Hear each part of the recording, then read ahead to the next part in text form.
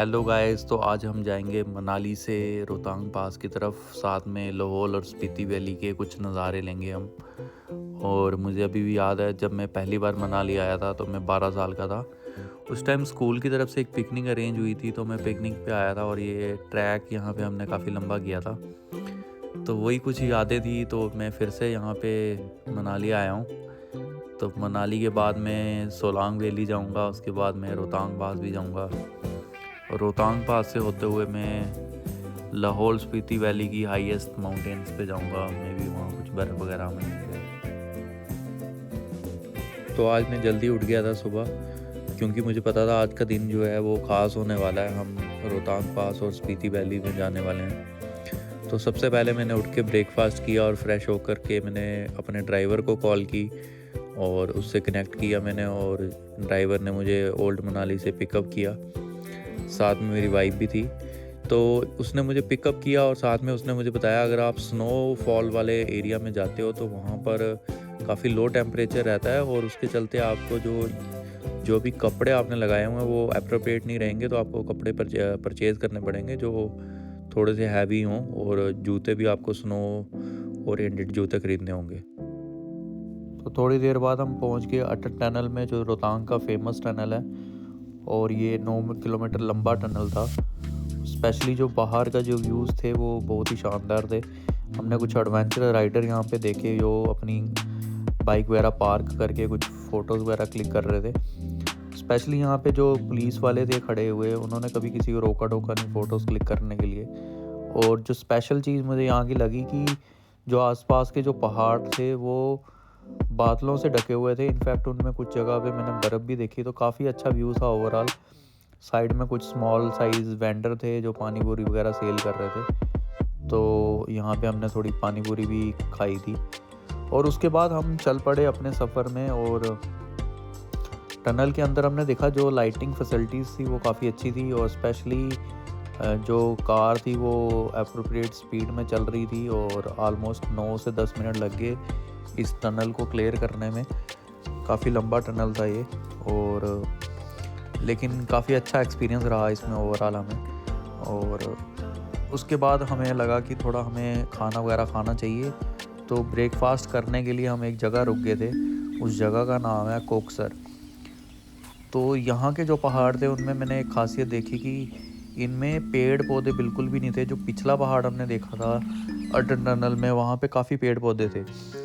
तो इस जगह पर आकर के आप देखेंगे कि यहाँ पे जो बादल हैं यार, पता ही नहीं चल रहा कि पहाड़ बादल में है कि बादल पहाड़ में है, क्योंकि ज़मीन कहाँ पे ख़त्म हो रही है ये पता लगाना बहुत मुश्किल हो जा रहा है। स्पेशली जो लॉन्ग व्यूज़ अगर आप देखेंगे लंबी दूरी पे, तो इस तरह की यूजुअली आप देखते नहीं हैं, अर्थ पे ऐसा होता है। बट इस तरह के हाई एल्टीट्यूड में आपको ज़रूर ऐसा महसूस होगा। और एक चीज़ और मैं बताना चाहूँगा, क्योंकि पेड़ पौधे कम हैं तो आपको ये सांस लेने में दिक्कत हो सकती है। तो अगर किसी को यहाँ पे प्रॉब्लम हो जाती है तो आगे ना जाएं, क्योंकि आगे और हाई एल्टीट्यूड एरिया में ऑक्सीजन की कमी ज़रूर होगी। तो यूजुअली जैसे कि मैंने कहा कि बादल ऑलमोस्ट कवर कर रहे होते हैं। जब आप यहाँ पे व्यूज़ देखो, आप पता ही नहीं चल रहा कि ज़मीन कहाँ ख़त्म हो रही है। तो इस तरह के जो सीन रहते हैं ज़िंदगी में कभी कभी देखने को मिलते हैं। मुझे लग रहा है सर्दियों में ये पहाड़ पूरा ढका रहता होगा बर्फ़ से। चारों तरफ देखो यार, ग्रीनरी ग्रीनरी, और स्पेशली छोटे छोटे यहाँ पे ना पेड़ पौधे हैं, मतलब बिल्कुल छोटे साइज़ के। इसीलिए ऑक्सीजन कम है, और बिल्कुल सुनसान जगह है। और कहीं भी आप बहुत ही रेयरली कोई गाड़ी आते हुए देखेंगे, क्योंकि जनरली इस टाइम पे भीड़ कम रहती है। तो फाइनली हम चलते चलते पहुंच ही गए अपने फाइनल डेस्टिनेशन रोहतांग पास में। और यहाँ पे हमने देखा कुछ लोग राइडिंग के लिए यहाँ पे तैयार थे, स्पेशली जो एटीवी राइडिंग होती है। और इसका भी एक्सपीरियंस यूनिक होता है, इसीलिए लोग यहाँ पे ज़रूर इस तरह की राइडिंग करना पसंद करते हैं। यार इन पहाड़ों पे ऐसे लगेगा आपको जैसे बादल चल रहे हों, क्योंकि आपको लगेगा ही नहीं आप ज़मीन पे, वैसे लग रहा है ज़मीन तो है लेकिन आप कहीं आसमान में ही हो, कि बादल ही आपको पूरा ऐसे मतलब कवर कर देंगे। तो इस तरह का कुछ व्यू था जहाँ पे हम ठहरे थे। और थोड़ी देर बाद हमने एक स्पॉट यहाँ पे अपना सेलेक्ट किया था, जो हमने बर्फ़ वगैरह देखी थी यहाँ पे। तो सोचा यहीं पे 2-3 घंटे हम बिताएंगे, और ज़्यादा भी आगे जाने में थोड़ी दिक्कत हो सकती थी, क्योंकि सांस लेने में मुझे भी थोड़ी थोड़ी प्रॉब्लम हो रही थी। तो थोड़ी देर बाद मैंने अपने जो शूज़ मैंने परचेज़ किए थे वो मैंने लगा लिए, और बर्फ़ पे मैंने जा कर के सोचा कि थोड़े फ़ोटो वगैरह क्लिक करते हैं, थोड़े वीडियोज़ वगैरह शूट करते हैं। जो सामने के पहाड़ थे यार, एकदम ग्रीन थे, छोटे छोटे पेड़ यहाँ पे लगे हुए थे, और कुछ जगह हमें लगा कि काफ़ी ज़्यादा पत्थर हैं, तो उनमें चलना भी हमें दिक्कत हो रही थी। बट जूते हमने उस तरह के लगाए हुए थे, तो फिर भी हमने थोड़ा बहुत चलने में उसमें हमें हेल्प महसूस ज़रूर हुई। और एकदम गहरा था ये पहाड़, एकदम नीचे की तरफ बिल्कुल।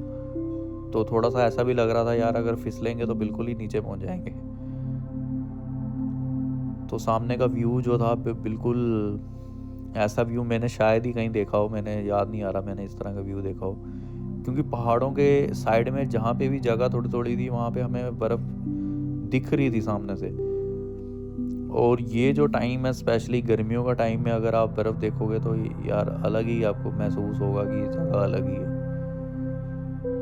देखो यहाँ पे जैसे खाई हमने देखी, यहाँ पे बर्फ़ है। और थोड़ी देर बाद ऐसे हमें लगने लगा था कि अगर हम यहाँ पे रुके रहेंगे तो शायद हम, बादल हमारी तरफ आ रहा था नीचे की तरफ, तो हम शायद देख ही नहीं पाएंगे, एकदम धुंधला दिखेगा हमें। बट ओवरऑल ये जो एक्सपीरियंस था यूनिक था हमारे लिए, इस तरह का लाइफ में एक्सपीरियंस हमने कभी किया नहीं था।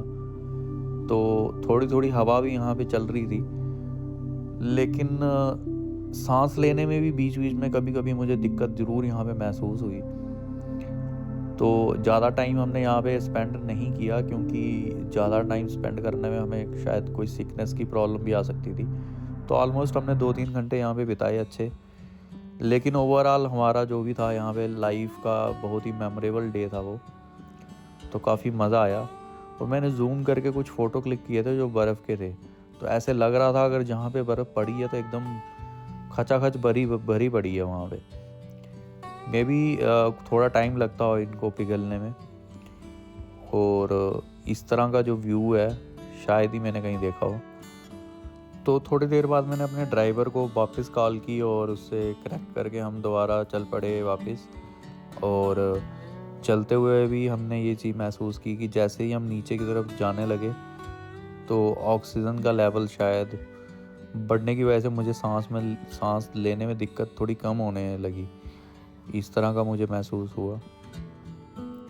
एक बात मैं ज़रूर यहाँ पे बोलना चाहूँगा कि अगर आप गाड़ी जैसे ही लेकर के यहाँ आएंगे तो आप ज़्यादा स्पीड में ड्राइविंग ना करें, क्योंकि मोड़ जो हैं वो बहुत ही ज़्यादा घुमावदार हैं, और अगर आपकी स्पीड ज़्यादा होगी तो गाड़ी नीचे गिरने का भी थोड़ा डर बना रहता है।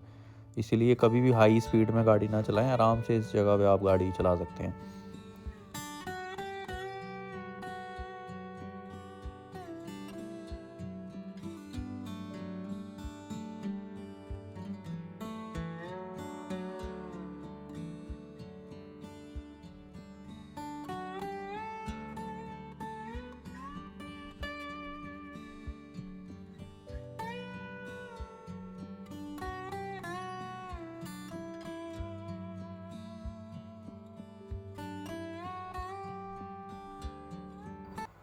कुछ देर आगे चलने के बाद हमें कुछ वाटरफॉल मिले, और इन वाटरफॉल्स का जो पानी था एकदम साफ़ सुथरा था, और एकदम नेचुरल व्यू था। काफ़ी अच्छा लगा ये देख के। और कुछ मैंने यहाँ पे फिर से फ़ोटो क्लिक किए, और कुछ ब्रिज और कुछ पुल वगैरह यहाँ पे हमने देखे, जिनमें से नदी होके गुजर रही थी। और ये भी ओवरऑल व्यू काफ़ी अच्छा लगा।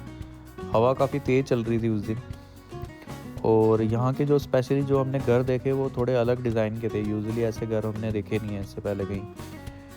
और ओवरऑल ट्रैवलिंग का ये एक्सपीरियंस जो था वो एकदम यूनिक था।